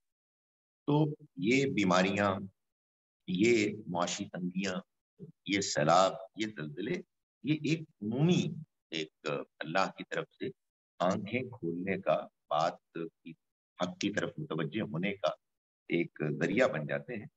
انفارچونیٹلی جو لوگ وہ بات نہیں مانتے جو میں نے بیان کی کہ یہ تو صرف رسول کے آنے کے بعد ہی ہوتا ہے، وہ پھر بیچارے کوشش کرتے ہیں کہ ہر اس طرح کی نیچرل کلیمٹی کو اللہ کا عذاب قرار دیں. چنانچہ وہ سیلاب آتے ہیں، ہمارے بیچارے کسان مارے جاتے ہیں وہ، اور وہ کہتے ہیں یہ اصل میں فرعون اور اس ٹائپ کے لوگ تھے. اور مجھے یاد ہے اچھی طرح سے جب ناردرن ایریاز میں زلزلہ آیا تھا بالا کوٹ میں اور مظفر آباد میں، تو جو دیندار لوگ تھے، استغفر اللہ، آپ کو پتہ نہیں کتنے گندے لوگ تھے، اللہ معاف کرے، اللہ معاف کرے. جیسے کہ اسلام آباد، کراچی، لاہور میں سارے تاجر گزار الحمدللہ ہیں، نیک پارسا ہیں، سارے بدتمیز لوگ وہاں ہیں. یہ بات ہی غلط ہے.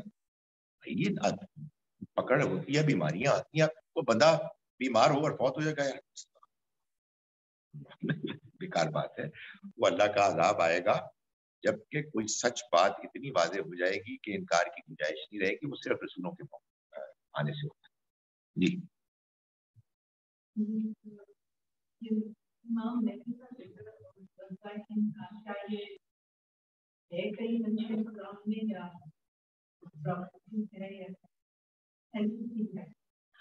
قرآن مجید میں تو بالکل بھی نہیں، کوئی امکان ہی نہیں. قرآن مجید میں قرب قیامت کے بارے میں اگر دو طرح کی باتیں ہیں. ایک بات تو یہ ہے کہ اللہ تعالیٰ نے اس بات کو سختی سے ڈسکریج کیا ہے کہ آپ یہ پوچھیں کہ قیامت کب آئے. لوگ کفار یہی سوال کرتے ہیں، ان کے پاس قیامت کے ہونے کے، سچ ہونے کے جو ایویڈنس آ گئے تھے، اب اس کے بعد وہ اس میں تو گفتگو نہیں کرنا چاہتے. اور جتنے بھی حق بیزار لوگ ہیں وہ یہی کچھ کرتے ہیں. آپ ان کے سامنے کلیئر ایویڈنس پیش کر دیں تو ٹال مٹول کر کے کوئی اور موضوع شروع کر دیں گے، اس لیے کہ وہ بات تو ماننی نہیں ہے. ایک صرف بات بیان ہوئی ہے سورہ انبیاء میں کہ یاجوج و ماجوج آئیں، اور جب وہ آئیں گے تو قرآن مجید کے جو ایک جنرل سا بیان ہے اس سے یہ معلوم ہوتا ہے کہ وہ آ کے ہر طرف سے چھا جائیں گے. اس کی یہی انٹرپریٹیشن ابھی تک سمجھ میں آتی ہے کہ یہ یاجوج و ماجوج اصل میں نوح علیہ السلام کے 3 بیٹوں نے جنہوں نے سروائیو کیا، ان میں ایک حام تھے، ایک سام تھے، اور ایک یافس تھے. تو یہ جو سیاہ فام نسل ہے یہ حام کی نسل ہے. جو ہماری طرح کے براؤنیز ہیں یہ سیمائٹس، یہ سام کی نسل ہے. اور یافس کے 2 بیٹے تھے، گوگ اینڈ میگوگ، یاجوج و ماجوج. تو ایک سفید فام ہے اور ایک چینی چپٹی ناک والے. سو یہ 2 ہیں کہ جو معلوم ہوتا ہے کہ قرب قیامت میں ڈومینیٹ کریں گے، پھر ہر طرف سے عمدے چلے آئیں گے. اب وہ ہو گئی ہے شروع. باقی غزوہ ہند اور اس طرح کی کسی چیز کا کوئی بیان نہیں ہے. احادیث میں جو کچھ بیان ہوا ہے اس میں بھی کمزور بھی چیزیں ہیں، کانفلکٹنگ بھی چیزیں ہیں. ان کے بارے میں کئی انٹرپریٹیشن ہیں. کچھ کہتے ہیں کہ عمر ابن عبدالعزیز آ گئے اور وہی مہندی تھے، یعنی وہ بادشاہ عادل. باقی جو ہے وہ کمزور باتیں ہیں. اور غزوہ ہند تھا یا کیا تھا، وہ محمد بن قاسم آ گئے. تو اس طرح کی باتوں کی کوئی ڈیفینیٹ یعنی ریلائبلٹی نہیں ہے. جی جی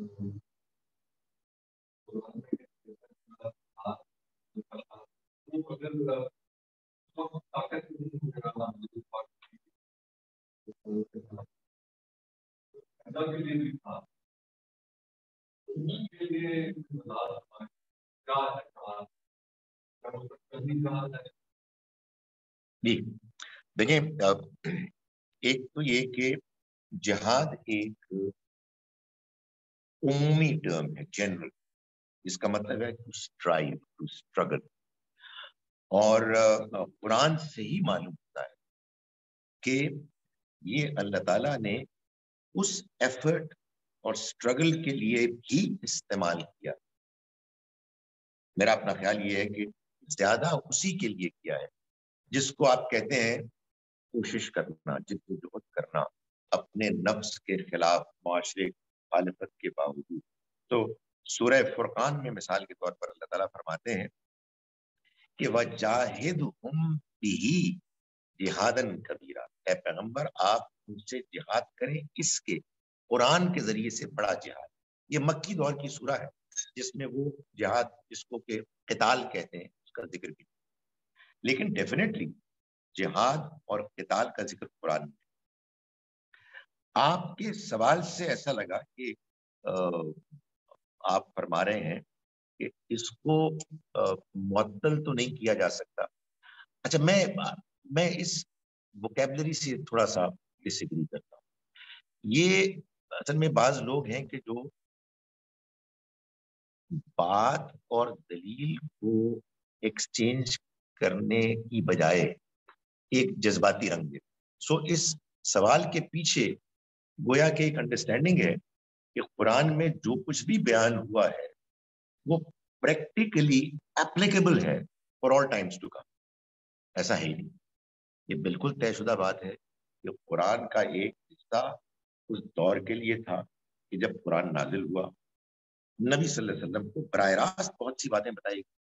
میں لوگوں کو سمجھانے کے کہ اگر آپ اس اصول کو مانتے ہیں کہ پورے کا پورا قرآن ایک ہدایت نامہ ہے قیامت تک کے لیے، تو پھر میں آپ کو یہ بتاتا ہوں کہ قرآن مجید میں اللہ کا ایک حکم یہ بھی ہے مسلمانوں کو خطاب کرتے کہ دیکھو پیغمبر صلی اللہ علیہ وسلم کی بیویاں تمہاری مائیں، چنانچہ ان کے بعد یعنی ان کے دنیا سے رخصت ہو جانے کے بعد تم میں سے کوئی ان سے نکاح نہیں کر سکتا. چنانچہ جب آپ کی وہ زوجہ محترمہ جو سب سے آخر میں اس دنیا سے رخصت ہوئی، اس کے بعد اب اس آیت کوئی اپلیکیشن، ہم اس کی تلاوت کریں گے لیکن اس ایرا کے لیے اس ہدایت کو مانیں. یہ ایک ایسی میں لطیفے کی بات کر رہا ہوں آپ کو سمجھانے کے لیے کہ لوگ کیا کیا سوچتے ہیں. جب میں نے یہی والی گفتگو کہیں ایک موقع پر کی تو ایک خاتون نے مجھے کہا کہ جی آپ بڑی نئی بات مجھے کرتی. میں تو یہ سمجھی تھی کہ اس میں اللہ تعالیٰ یہ بتا رہے ہیں کہ کوئی مرد کبھی یہ نیت نہ کرے کہ آپ کی کسی زوجہ محترمہ سے جنت میں وہ شادی. میں نے کہا اللہ اللہ اللہ اللہ، تم عظیم ہو. اس لیے کہ طے کر لیا نا کہ قیامت تک ہر چیز ہے. تو جب قیامت تک ہر چیز ہے تو دماغ کو آدمی لڑائے گا. سو قرآن مجید کا وہ بیان کہ تم لڑو، قتل کرو، قتل ہو، یہ کلیئرلی اس کانٹیکسٹ میں ہے کہ جب اللہ کا وہ عذاب آیا کہ جو اس قوم کے لیے تھا کہ جس نے اللہ کے رسول کا انکار کر دیا حق کو جاننے کے بعد کے باوجود. تو قرآن نے بار بار یہی تو بتایا ہے. قرآن کی سچی بات ہے، یہ پروبیبلی سب سے پریڈومیننٹ تھیم ہے کہ جب کوئی قوم اپنے رسول کا انکار کرے گی تو اس پر عذاب آئے گا. یہ اس عذاب کا بیان ہے. تو یہ تو ہے وہ جہاد. البتہ ایک اور جہاد بھی قرآن میں بیان ہوا ہے اور وہ ہے فتنے کی قلع کما کرنے. یعنی اگر کہیں کوئی قوم کچھ دوسروں کے ساتھ زیادتی کر رہی ہے، خاص طور پر مذہبی پرسیکیوشن کر رہی ہے، یہ بھی بڑی ایک پریشانی کی بات ہے کہ اللہ نے اس دنیا کو بنایا ایک آزمائش، لوگوں کو دی ہے آزادی، جو مذہب چاہو اختیار کرو. اس یہ کہ اس دنیا میں اللہ نے تمہارا امتحان لینا ہے. اگر کسی کی مذہب کو اختیار کرنے پر کوئی قوم پرسیکیوٹ کرتی تو اس کے خلاف مسلمان جہاد کریں گے. میں کہتا ہوں جہاد کیا کریں گے, وہ خود ہی مذہبی پرسیکیوٹ کرتے ہیں. مسلمان خود اس کا شکار ہے, اس جرم کا, کہ بھائی ایک لوگ کہتے ہیں یار ہمارا یہ پوائنٹ آف ویو ہے, کہتے ہیں مار دیں. تو یہ اللہ کا حکم ہے کہ اگر مسلمانوں کے پاس اقتدار ہے تو مسلمانوں کا سربراہ, آپ کہیے سپہ سالار, اگر اس کے پاس طاقت ہے تو وہ مذہبی پرسیکیوشن یا فار دیٹ میٹر اور جو کرولٹیز ٹرنیز ہوتی ہیں ان کو ختم کرنے کے لیے جہاد کرے. لیکن پھر اس کے لیے ایک اور شرط بیان, اور وہ یہ ہے کہ پرووائڈیڈ ان کی طاقت, ملٹری پاور دشمن کے مقابلے میں کم سے کم آدھی سے کم ہوگی تو پھر ان کے اوپر کوئی ذمہ داری. تو یہ آج بھی ہے. اس کے لیے شرائط ہے, نمبر 1 کہ مسلمان حکمران اس کا فیصلہ کرے. کوئی ٹولے جتھے, کوئی 500 کے بندے 15,000 کہیں اکٹھے ہو جائیں, وہ نہیں کرتے. مسلمانوں کا ایک علاقہ ہونا چاہیے جس میں اقتدار ہونا چاہیے.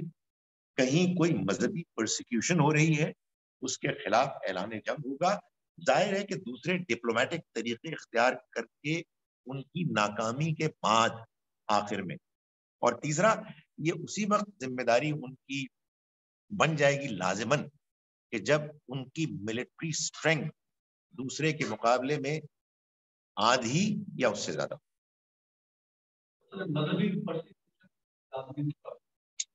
تو فتنے کا لفظ استعمال کیا ہے.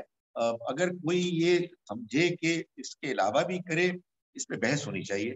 مگر ریلیجس پرسیکیوشن تو لازم ہے. کہ لوگ ہیں جو اپنے مذہب پر عمل کرنا چاہتے ہیں, تو آپ کو کوئی حق حاصل نہیں ہے سوائے اس کی آپ دعوت. جی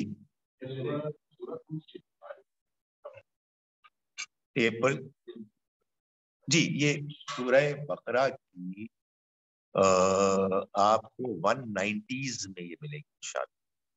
جی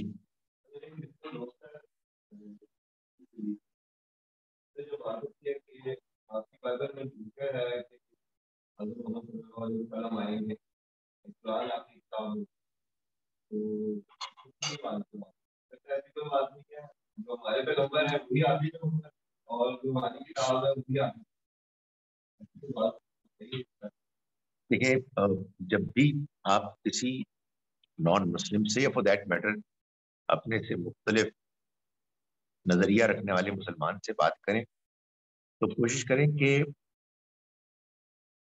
ایسا ایٹماسفیئر نہ بنے جس میں وہ آدمی ٹینس ہو جائے اور ڈیفینسو ہو جائے. یار لیٹس ایکسپلور, ہمارے یہاں یہ کہا جاتا ہے.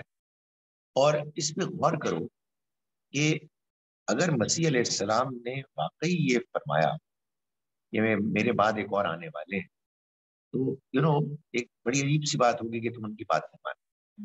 وہ جب آپ اصل میں ہمارے مسلمان جو غلطی کرتے ہیں وہ ایگریشن کے ساتھ, یہ سچ بات ہے, تم مانتے کیوں نہیں. اس کے بعد میں آپ کو بتا رہا ہوں حق پسند ہونا بہت مشکل ہے.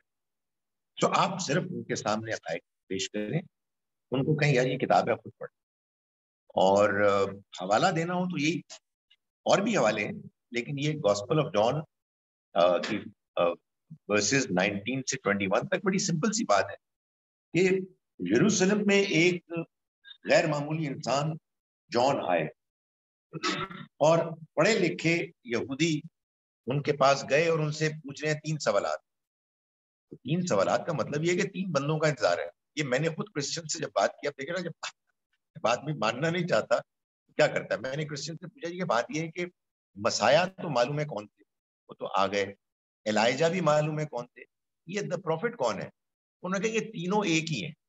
میں نے کہا یار جتنی انگریزی مجھے آتی ہے یہ ناممکن ہے, لیکن کیا کریں, وہ انگریزی بھی ختم ہو جاتی ہے, سب کچھ ختم ہو جاتا ہے آدمی کے اس ایمان کے سامنے جو اس نے جذباتی طور پر اختیار کیا. سو میری گزارش یہ ہے کہ جب بات کریں پولائٹلی کریں, وہ تھریٹنڈ محسوس نہ کریں کہ یہ بھائی دیکھیں نا, جیسے کوئی ہمارے ایمان کے خلاف بات کرے تو ہم بھی ڈیفینسو ہو جاتے ہیں. بالکل اسی طرح سے Christians at least, I am sure Jews بھی, اور اب تو مجھے معلوم ہے ہندو بھی, اپنے نظریے عقیدے ایمان کے بارے میں جذباتی ہوتے ہیں اور ڈیفینسو ہوتے ہیں. تو بس پولائٹلی بات جاری رکھنی چاہیے اور کوشش کرنی چاہیے کسی طرح سے وہ آمادہ ہو جائیں کہ یار یہ کتاب پڑھ، اس کا ترجمہ پڑھ. اللہ کی کتاب پھر خود ہی اپنا کام کرے گی انشاءاللہ جس پہ کرنا ہے.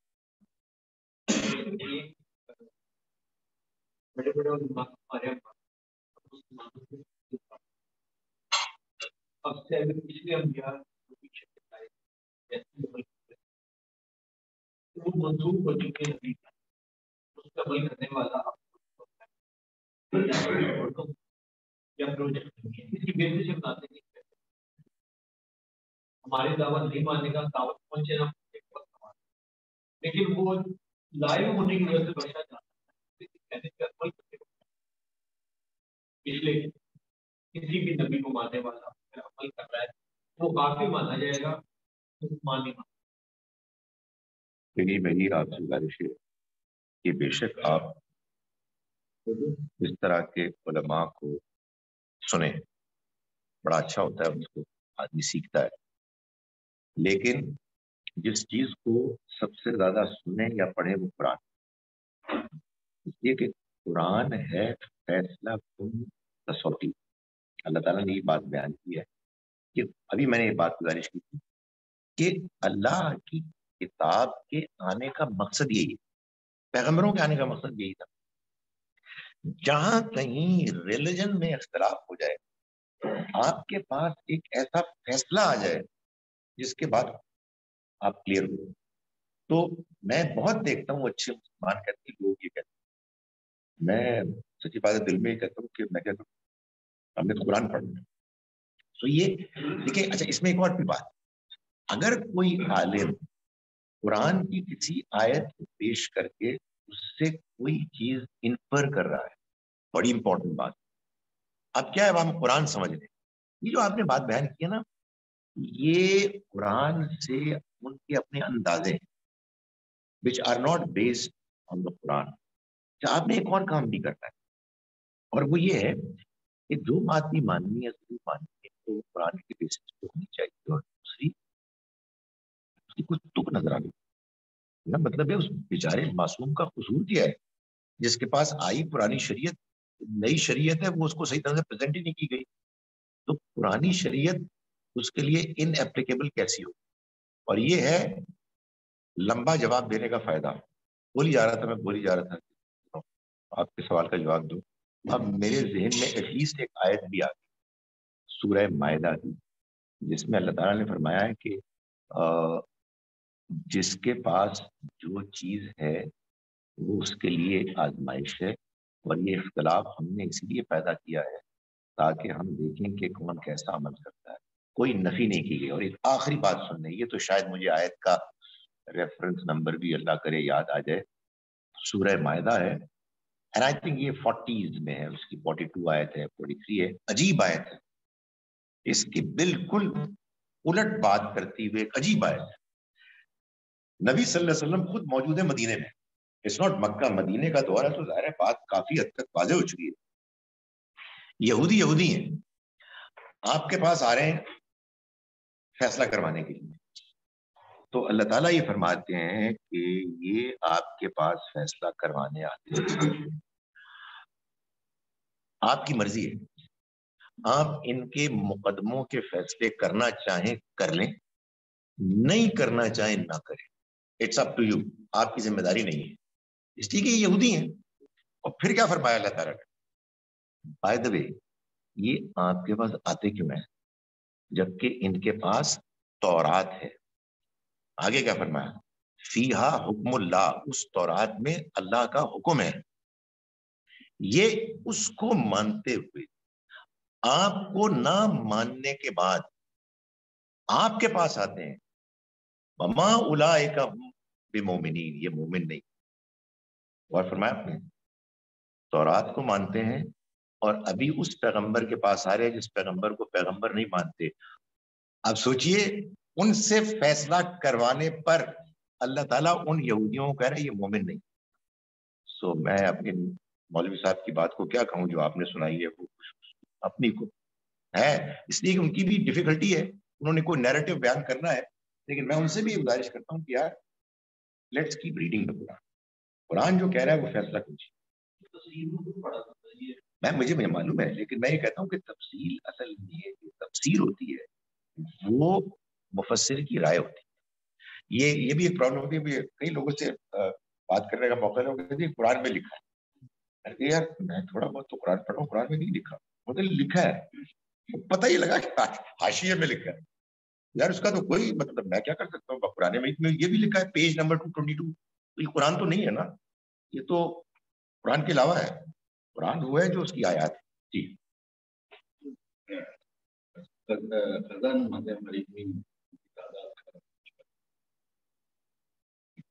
کیسے اس کی انفارمیشن کر سکتے ہیں.